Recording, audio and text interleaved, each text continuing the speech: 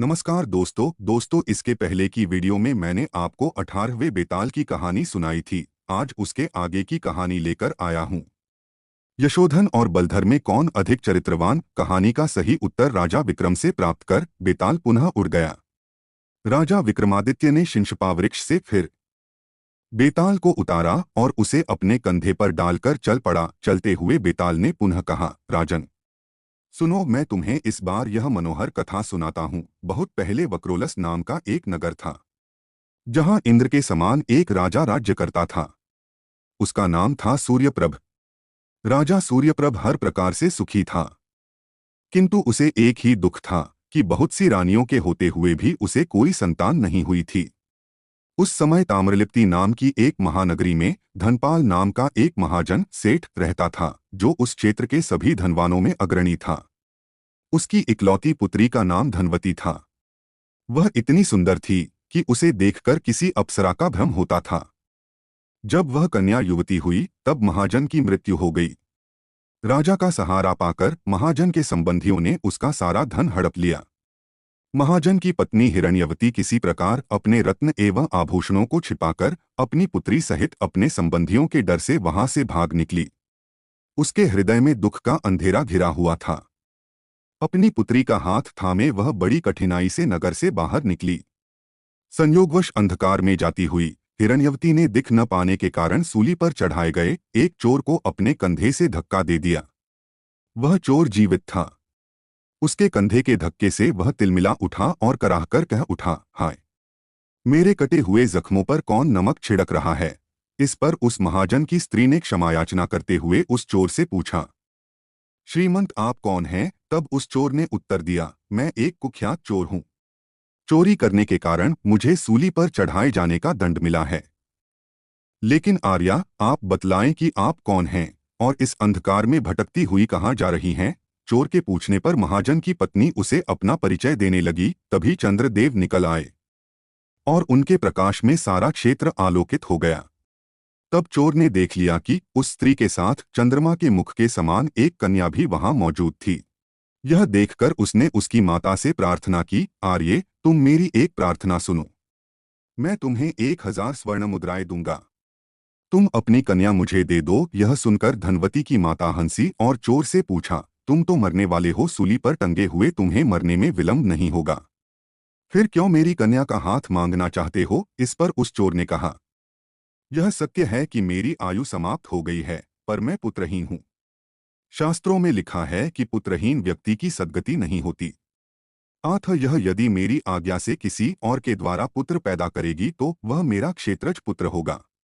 इसी से मैं तुमसे यह निवेदन करता हूँ कि मेरा मनोरथ पूरा करो। चोर की बात सुनकर महाजन की पत्नी के मन में लोभ पैदा हो गया।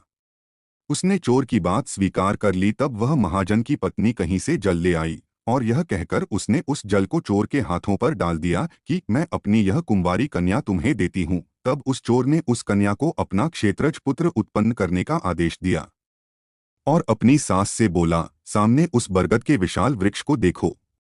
उस वृक्ष की जड़ के समीप जमीन खोदो तो वहां जमीन में दबी तुम्हें कुछ स्वर्ण मुद्राएं मिलेंगी। वह स्वर्ण मुद्राएं निकाल लो और मेरी मृत्यु के बाद विधिपूर्वक मेरा दाह संस्कार करा देना। तत्पश्चात मेरी अस्थियों का किसी तीर्थस्थान में विसर्जन करने के पश्चात अपनी कन्या सहित वक्रोलस नगर में चली आना। वहां राजा सूर्यप्रभ के शासन में वहां के लोग सुखपूर्वक रहते हैं। मुझे आशा है तुम्हें वहां रहने के लिए किसी प्रकार की कठिनाई नहीं आएगी। यह कहकर उस प्यासे चोर ने हिरण्यवती द्वारा लाया हुआ जल पिया और सूली पर चढ़ाए जाने की पीड़ा के कारण अपने प्राण त्याग दिए। हिरण्यवती ने चोर के निर्देशानुसार बरगद के वृक्ष के पास जाकर स्वर्ण मुद्राएं निकालीं और किसी गुप्त मार्ग से अपने पति के किसी मित्र के यहाँ चली गई। वहां रहकर उसने युक्तिपूर्वक उस चोर की दाहक्रिया करवाई और उसकी अस्थियों को किसी तीर्थ में प्रवाहित कराने आदि की भी व्यवस्था कर दी। अगले दिन वह उस छिपे धन को लेकर अपनी कन्या के साथ वहां से निकल पड़ी और चलती चलती क्रमशः वक्रोलस नगर में पहुंच गई। वहां उसने वसुदत्त नाम के किसी श्रेष्ठ वणिक से एक मकान खरीद लिया और पुत्री सहित उस मकान में रहने लगी। उन्हीं दिनों उस नगर में विष्णुस्वामी नाम के एक अध्यापक रहते थे। मनः स्वामी नाम का उनका एक ब्राह्मण शिष्य बहुत रूपवान था। यद्यपि वह ब्राह्मण शिष्य उत्तम कुल का था, तथापि यौवन के वशीभूत होकर हंसावली नाम की एक विलासिनी के प्रेम में फंस गया था। हंसावली शुल्क के रूप में 500 स्वर्ण मुद्राएं मांगती थी और इतना धन उसके पास नहीं था, इसलिए वह उसे पाने को दिन रात बेचैन रहता था। एक दिन उस महाजन की कन्या धनवती ने अपने मकान की छत पर से उस सुंदर युवक को देखा। धनवती उसकी सुंदरता पर मोहित हो गई। उसे अपने चोर पति की आज्ञा का स्मरण हो आया। तब उसने अपनी माता को बुलाया और उससे कहा, माँ, नीचे खड़े उस ब्राह्मण युवक के रूप और यौवन को तो देखो। उसके नेत्र कितने सुंदर हैं। इस वेश में तो वह साक्षात कामदेव जैसा दिखाई दे रहा है। यह सुनकर उसकी माता हिरण्यवती समझ गई कि धनवती को यह युवक पसंद आ गया है। तब उसने मन में सोचा, पति की आज्ञा से पुत्र प्राप्ति के लिए मेरी पुत्री को किसी पुरुष का वरण तो करना ही है, फिर क्यों न इसी युवक से अनुरोध किया जाए। यह सोचकर उसने इच्छित संदेश के साथ भेद जानने वाली एक दासी को भेजा कि वह उस ब्राह्मण युवक को यहाँ ले आए। उस दासी ने जाकर उस ब्राह्मण युवक को एकांत में बुलाया और सारी बातें कहीं। उन्हें सुनकर वह व्यसनी ब्राह्मण युवक बोला, यदि मुझे हंसावली के लिए 500 सोने की मोहरें दे तो मैं एक रात के लिए वहां जा सकता हूं। उसके ऐसा कहने पर दासी ने यह बात महाजन की स्त्री से कही। महाजन की स्त्री ने उसी के हाथ उतना धन भेज दिया। वह धन लेकर मनहस्वामी उस दासी के साथ महाजन की कन्या उस धनवती के महल में गया, जो एक रात्रि के लिए उसे अर्पित कर दी गई थी। वहां मनहस्वामी ने अत्यंत उत्कंठित उस कन्या को देखा, जिसने धरती को विभूषित कर रखा था। चकोर जिस प्रकार चांद को देखता है, वैसे ही वह धनवती को देखकर प्रसन्न हुआ। उसने धनवती के साथ समागम करते हुए वह रात बिताई। सवेरा होने पर जिस प्रकार से वह वहां आया था, उसी प्रकार वहां से निकलकर चला गया। समय पाकर धनवती गर्भवती हुई और उसने मनहस्वामी के अंशरूप एक सुंदर बालक को जन्म दिया। बालक के लक्षण उसके उज्ज्वल भविष्य की सूचना दे रहे थे। पुत्र के रूप में उस बालक को पाकर धनवती बहुत संतुष्ट हुई। रात में भगवान शिव ने स्वप्न में उन्हें दर्शन देकर आदेश दिया कि सहस्र स्वर्ण मुद्राओं के साथ पालने में लेटे हुए इस बालक को सवेरे राजा सूर्यप्रभ के दरवाजे पर छोड़ आओ। इससे इसका और तुम्हारा दोनों का कल्याण होगा। शिवजी के ऐसा कहने पर वह वणिक पुत्री और उसकी माता जागकर आपस में विचार विमर्श करने लगी और भगवान की बातों पर विश्वास करके वे राजा सूर्यप्रभ के सिंहद्वार पर उस बालक को स्वर्ण मुद्राओं सहित छोड़ आई। उधर भगवान शंकर ने पुत्र की चिंता में सदा दुखी रहने वाले राजा सूर्यप्रभ को भी स्वप्न में आदेश दिया, राजन, उठो, तुम्हारे सिंहद्वार पर किसी ने पालने में लेटे हुए एक सुंदर बालक को रख दिया है। उसे स्वीकार करो और उसका पुत्रवत पालन करो। राजा की नींद खुली और उसने सिंहद्वार पर जाकर देखा तो उसे भगवान शिव के कथन की सत्यता का पता चला। बालक के साथ धनराशि भी रखी हुई थी और उसके हाथ पैरों में छत्र, ध्वज आदि के चिन्हों की रेखाएं थीं। वह बालक बहुत ही सुंदर आकृति वाला था। भगवान शिव ने मेरे योग्य पुत्र ही मुझे दिया है, ऐसा कहते हुए राजा ने उस बालक को अपने हाथों में उठा लिया और महल में चला गया। तब राजा ने पुत्र प्राप्ति के उपलक्ष्य में इतना धन गरीबों में लुटाया कि नगर में कोई दरिद्र ही न रहा। नृत्यवाद्य आदि के साथ राजा ने विधिपूर्वक बालक को अपनाया और उसका नाम रखा चंद्रप्रभ। राजमहल में हर प्रकार के सुखों के साथ धीरे धीरे राजकुमार बड़ा होने लगा। जब वह युवक हुआ तो राजा ने उसे राज्यभार सौंप दिया और वह तीर्थाटन के लिए भगवान शिव की नगरी वाराणसी चला गया। नीति जानने वाला उसका पुत्र जब अपनी प्रजा पर धर्मपूर्वक शासन चला रहा था, तभी सूचना मिली कि वाराणसी में उसके पिता का देहांत हो गया है। पिता की मृत्यु का संवाद पाकर राजा चंद्रप्रभ ने उसके लिए शोक किया तथा उसके लिए श्राद्ध आदि किए। फिर वह धर्मात्मा अपने मंत्रियों से बोला, पिताजी से भला मैं किस प्रकार ऋण हो सकता हूँ? फिर भी मैं अपने हाथों उनका एक ऋण चुकाऊंगा। मैं उनकी अस्थियां ले जाकर विधिपूर्वक गंगा नदी में प्रवाहित करूंगा तथा गया जाकर सभी पितरों को पिंडदान दूंगा। मैं इसी प्रसंग में पूर्व समुद्र तक की तीर्थयात्रा भी करूंगा। राजा के ऐसा कहने पर उसके मंत्री उससे बोले, दे, आपको किसी प्रकार ऐसा नहीं करना चाहिए। आप यदि राज्य को इस प्रकार आरक्षित छोड़कर चले गए तो पीछे से शत्रुओं को राज्य पर आक्रमण करते देर न लगेगी। अतः आप पिता के संबंध में यह कार्य किसी और के हाथों करा लें। एक राजा के लिए प्रजापालन के अतिरिक्त और कोई बड़ा धर्म नहीं है। अपने मंत्रियों की बात सुनकर राजा चंद्रप्रभ ने कहा, हम जो कुछ निश्चय कर चुके हैं वह अटल है। पिता के लिए मुझे तीर्थ यात्रा अवश्य करनी है। इस क्षणभंगुर शरीर का क्या विश्वास।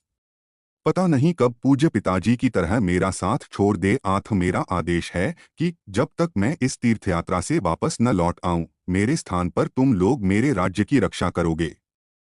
राजा की यह आज्ञा सुनकर मंत्रीगण चुप ही रहे। तब वह राजा अपनी यात्रा की तैयारियां करने लगा। एक शुभ दिन स्नान आदि करके उसने अग्निहोत्र की विधि संपन्न की और ब्राह्मणों का पूजन किया।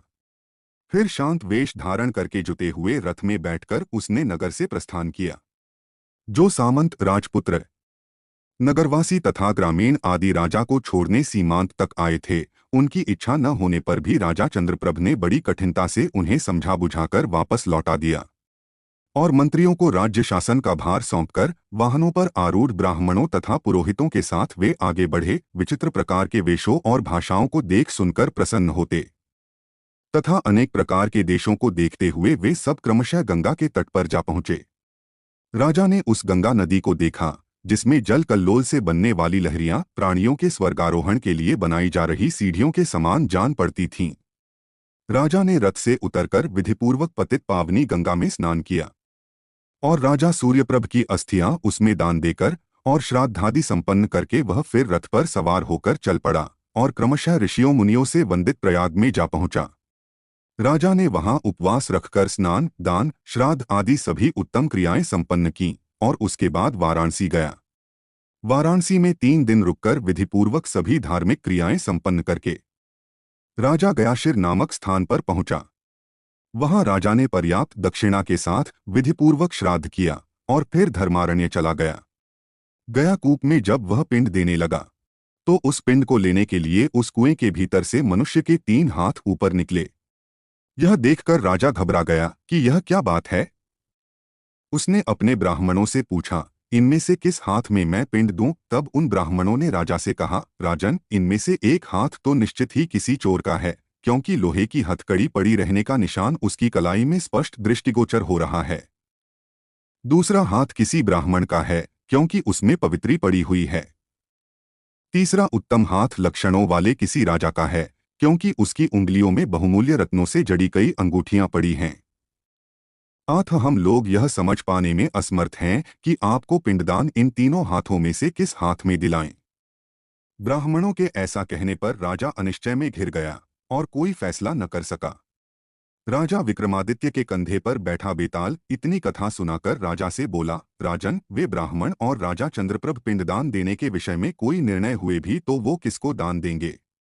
यदि तुम मेरे इस प्रश्न का उत्तर नहीं दोगे तो तुम्हें पहले वाला ही शाप लगेगा। धर्मज्ञ राजा विक्रमादित्य ने बेताल की यह बात सुनी। तब उसने मौन त्याग कर बेताल को यह उत्तर दिया, हे योगेश्वर, राजा चंद्रप्रभ को उस चोर के हाथ में ही पिंड देना चाहिए, क्योंकि वह उसी का क्षेत्रज पुत्र था, शेष दोनों का नहीं। उसे जन्म देने वाले ब्राह्मण को उसका पिता नहीं माना जा सकता, क्योंकि उसने तो धन लेकर एक रात के लिए स्वयं को बेच दिया था। राजा सूर्यप्रभ ने यद्यपि उसके जातकर्म संस्कार आदि कराए थे और उसका पालन पोषण भी किया था, फिर भी वह उसका पुत्र नहीं माना जा सकता। कारण, जब राजा ने उस बालक को पाया था तब बच्चे के सिर के पास पालने में जो स्वर्ण मुद्राएं रखी हुई उसे मिली थीं, वह उस बालक का अपना ही धन था, जो उसके पालन पोषण का मूल्य था। आठ उसकी माता जल से संकल्प करके जिसको दी गई थी और जिसने उसे पुत्र उत्पन्न करके ही आज्ञा दी थी तथा अपना सारा धन उसे सौंप दिया था।